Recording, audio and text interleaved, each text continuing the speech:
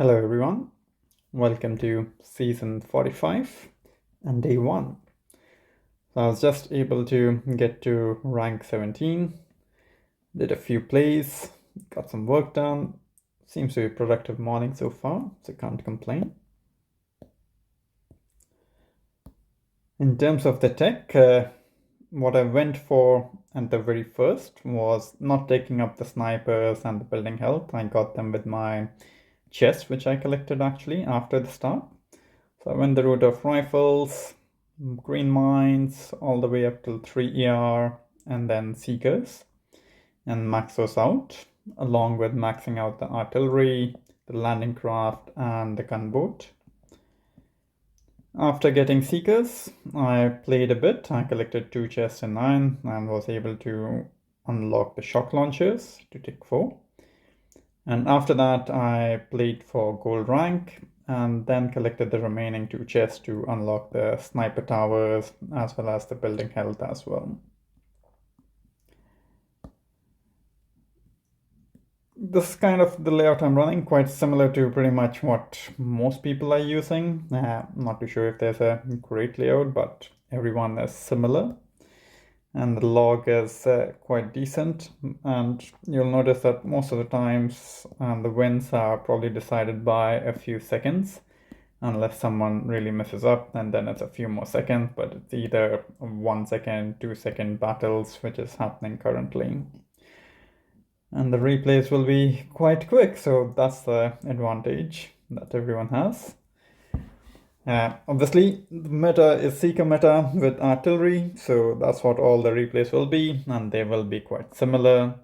Depending upon some of the layouts are either at the front ER or the back ER, depending upon how much building health they have, how many defenses they have in front of the front ER, etc., to reduce the damage and kills that happen onto my seekers.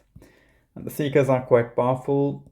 Don't think I've actually seen anyone fizzle either on my base or me fizzling. Yes, there have been a few slow time ones, especially when both the shock launchers can get off a good shock on the seekers, but it just varies. So it isn't a fixed pattern, coming down to a bit of luck, whom you end up matching as well. I think I did a rogue flare as I was trying to see if I could move the seekers which get shocked, but obviously that didn't work. But if you don't try, you never know. Lost by a few seconds over there. My seekers got blocked by both the shock launchers at the same time, so that was my bad. I think this happened to my opponent on this one. And most of the hits you will see will be exactly the same, so there isn't too much really great in terms of how we are hitting. This is probably going to remain the meta until everyone is going up till 4 ER. But with these replays, I'm generally able to see that I get consistent times again now. So unfortunately, Rebel did not have building health, I think. So I was able to get 340 plus, and that's quite easy with the bases which do not have building health but do have the shock launchers. So 340 to 342 is quite simple on the non-BH bases, versus the building health bases are the ones which are trying to get around 339, 338 if you can get off a decent match and decent luck as well. I was lucky enough to match another non-building health player as well. I think that's just the case of who's playing at what time, because I did not get to push everything right at the very beginning due to work. But I was able to get the initial 16 rank chest and a couple of chests out of the 4 in gold, and then able to push a bit later on as the work reduced. Against Clang Clang Clang, he got me a few times earlier today, and he has more defenses. Obviously, he did get a gold start and probably collected all of his chests in gold as well, so he does have more defenses compared to me. At least the ones which are upgraded. I don't think the defenses will really help in like killing the seekers, unless maybe if people pick up DPD and flamethrowers, maybe that would be enough to stop seekers, but I really doubt it, because then probably people will be arting out the shock launchers or mines and stuff like that instead of the ER, so you might still be able to get through. But let's see what the leaderboard ends up deciding to do in the future. This layout, I arted out the front ER again to experiment and try out different hits and see if that would work out better. Seems to be a little bit of variance. I'm not too sure which one works 100% all the time, but I'm trying to see if I can get the front ER hit more consistent, the 339 to 338, because you still have a couple of artillery shots that you can throw off after taking down the ER with the building health. The final one just comes as the Seekers are killing off the ER too. So that's a short video, folks, of all the replays because the hits are really fast. In terms of the leaderboard, a couple of people have made rank 18, and probably Kaiser also. He's probably got to rank 18 and he's just fell down.